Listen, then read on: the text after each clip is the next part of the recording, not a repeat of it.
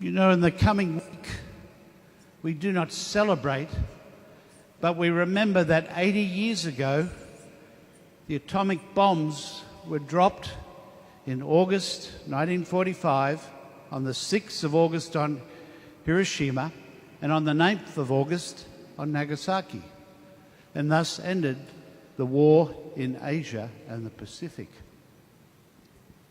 A very tragic event that caused a lot of suffering, but was part of all the suffering of that war. When Pope Francis went to Japan after he was here, he prayed for peace. I believe he went to Hiroshima. Maybe he went to, I forget exactly where, but he prayed for peace. And he shared on his visit this photo, and it became an icon. It's a very famous photo. It's of a young lad, Japanese, Nagasaki, post 6th of August, and his family had either obviously been killed in the atomic bomb. He was obviously alive and healthy enough. And some American Army journalist photographer took this photo and it became famous. And it's named as the Japanese boy carrying his dead brother. Because on his back, he's carrying this baby who's dead. And it's assumed his brother. And he's taking his baby brother to a burial pit to follow customs of what to do in honour and in dignity. And he was going to put his baby brother into the pit for his body to be burnt. If you look at his face, he's not a happy little boy, but he's not crying. He's very serious. He's got a very determined face. He's determined to do what he knows he has to do for his family, who's not around, who's obviously the only one left, and to honour his baby brother, and to do it according to the customs and the rights as best he can of Japan. What is telling, if you look at that photo, is that he's biting his lips. And if you look closely enough, he's biting his lips so strongly that there's blood coming down his chin. This photo is full of emotion, passion. It's full of humanity.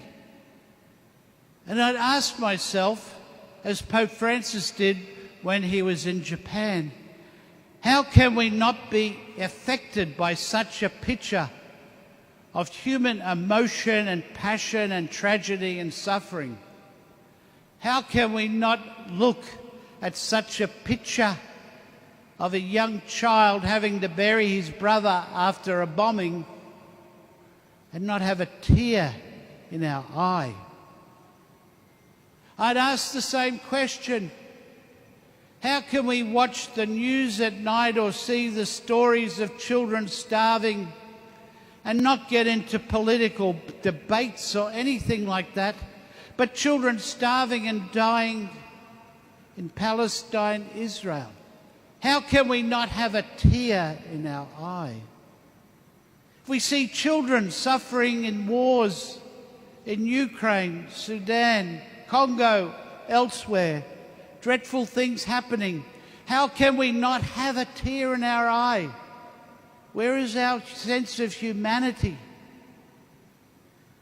We look at the children who are suffering today next door in Myanmar. And I know a real life story, but there are many life stories. I met this young, and I say for the purpose of the story, good-looking Myanmar female. I was introduced to her to hear her story. And because she published the truth and protested on Facebook, she was arrested by the military and taken to an awful place where she was threatened with awful things which I will not name here. The worst part is that they blindfolded her and she was in the dark and she had no idea what was going to happen, except they threatened her with the worst things that could happen to her. Thank God those things didn't happen, but they were threatened upon her. How can we not listen to such a story of a young person and not have a tear in our eye? How can we not? And yet on this day, all those stories compounded throughout history, one upon another, that's not the end of the story. The other side, and the side never to be forgotten, and the side that is much stronger, is what we are seeing happening in Rome this week, the week of youth in the Jubilee year. I read of and see there are 1 million young people from throughout the world in Rome. I've been to Rome. How do they cope with 1 million people? I think it's exciting. And why have they gone there? To celebrate life and our faith.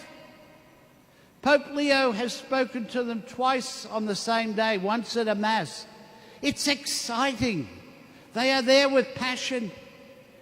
He nominated them, or maybe he ordained them, as digital missionaries going into the future of the church, the future of the gospel, the future of the humanity, to preach the good news, that we don't stay with tears in our eyes watching the dreadful things that happen, but we're enlivened and impassioned by a faith that is real, strong, here and now, and is to be lived for faith, the good of all, and the harmony of all humanity. We have a purpose. Pope Leo spoke to these people there at the Mass, digital missionaries. I mean, I can't do much more than turn on my computer and start working on it. And if I need anything, I have to ring up somebody who's younger than 20. I'll get in touch with my grandniece and she'll help me. I don't know what to do. Digital missionaries. And then Pope Leo, he welcomed all those who are coming to Rome. And he said, you are a force that brings God's grace, a message of hope, a light to the city of Rome, a light to Italy, a light to the entire world. You are, he says to them, God's grace alive in our midst. You are a message of hope, a light to the world. We in faith are the same. We are hope to the world, but do we believe it? Our faith is much more than just coming for a lovely hour on a Sunday and enjoy ourselves and go away and feel good. It's going out to be that message of hope that turns the world around and says it's not destroyed or ruled by people who do such dreadful things to children. I think you get the message. Oh, you got Murray at his best. But I want to share with you something else.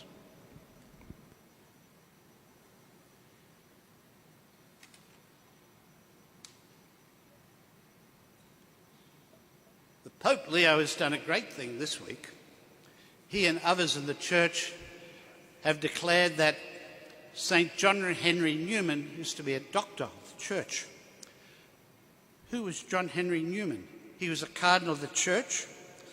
He was in the Church of England and Wales in the 19th century. He went from being an Anglican to being a Catholic, and he was named a cardinal by the Pope of the day. He was an incredibly spiritual man, great writings, great intellect, started the Catholic University in Dublin, a great man, a great thinker, a great influencer. I'd like to simply share a prayer of his and make it our prayer. And I think that's enough for today. Let St. John Henry Newman, Doctor of the Church, speak to us in today's world. Stay with me, and then I shall begin to shine as thou shinest, so to shine as to be a light to others. The light, O Jesus, will be all from thee. None of it will be mine. No merit to me.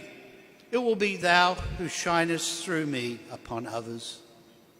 O let me thus praise thee in the way which thou dost love best, by shining on all those around me.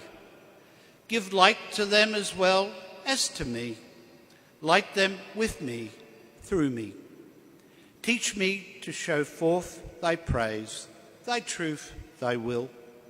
Make me preach thee without preaching, not by words, but by my example and by the catching force, the sympathetic influence of what I do, by my visible resemblance to thy saints, and the evident fullness of the love which my heart bears to thee. St. John Henry Newman, pray for us.